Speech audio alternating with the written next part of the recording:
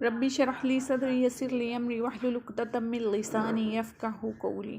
ابتدا ہے رب ذوالجلال کے بابرکت نام کے ساتھ جو دلوں کے بید خوب جانتا ہے۔ السلام علیکم ورحمۃ اللہ وبرکاتہ۔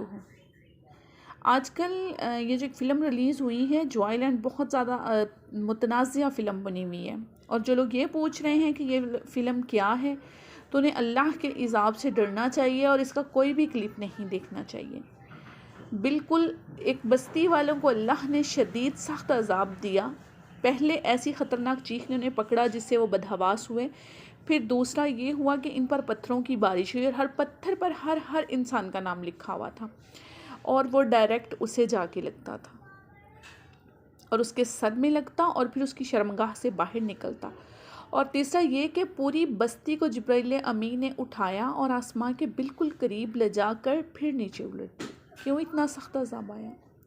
کیونکہ وہ زنا اور بے حیائی میں بہت آگے تھے، وہ ہم جنس پرستی کرنے لگے تھے۔ جب ان کے نبی حضرت لوط علیہ السلام منع کرتے اور روکتے تو وہ لوگ کہا کرتے کہ تم بہت ہی نیک بن رہے ہو، اگر تم اس طرح ہمیں روکنے کی کوشش کرو گے تو ہم تمہیں اس بستی سے بھی نکال دیں گے۔ پھر اللہ کا حکم آیا کہ اپنے نبی کو کہ اس بستی سے ہجرت کر لیں آپ اور آپ کے نیک ساتھی، اور پیچھے مڑ کر مت دیکھیں۔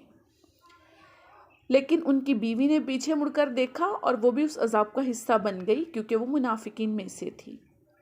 یہ فلم جوائے لینڈ، جس میں ہم جنس پرستی کو فروغ دیا گیا ہے، کیا ایک شادی شدہ مرد کسی سے محبت کرے تو یہ اللہ کی نافرمانی نہیں ہے؟ اور اس فلم میں شادی شدہ مرد ایک ایسے مرد سے محبت کرتا ہے جو مرد ہونے کے باوجود خود کو عورت کے روپ میں دھار لیتا ہے۔ کیا نبی کریم صلی اللہ علیہ وآلہ وسلم کا فرمان بھول گئے ہیں ہم لوگ کہ جو کوئی جس کا مرد عورت یا عورت مرد کا روپ دھارے گی تو اس پر لعنت ہے؟ اور اس فلم میں مرد مرد سے محبت کرتا ہے اور شادی بھی کرنا چاہتا ہے۔ کیسے بھول سکتے ہیں ہم قوم لوط کا انجام؟ کیا یہ کھلم کھلا اللہ کے رسولوں کی بغاوت نہیں کر رہے؟ کیا ہم اللہ کے عذاب کو دعوت نہیں دے رہے؟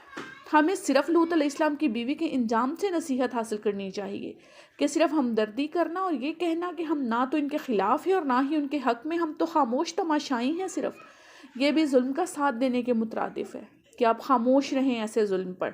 نبی کریم صلی اللہ علیہ وآلہ وسلم نے فرمایا ہے کہ تم میں سے کوئی برائی کرتے دیکھے تو اپنے ہاتھ سے روکے، اور اگر ہاتھ سے روکنے کی طاقت نہیں تو زبان سے روکے، اور زبان کی بھی طاقت نہ ہو تو دل میں برا جانے، اور یہ ایمان کا کمزور ترین درجہ ہے۔ کیا ہم سوشل میڈیا پر اس کے خلاف بات بھی نہیں کر سکتے؟ ہمارے ایمان کا لیول کیا ہے آخر؟ ہم کم از کم ان لوگوں سے تو اپنی روابط ختم کر سکتے ہیں جو اس فلم اور ہم جنس پرستی کو فروغ دے رہے ہیں۔ ہم کم از کم ہم ان جیسوں کا تو بائیکاٹ کر سکتے ہیں۔ اللہ تعالیٰ ہمیں برائی کو روکنے، زبان سے روکنے کی ہمت دے اور ہمیں اس چیز کی استطاعت دے کہ ہم اسے ہاتھ سے روک سکیں۔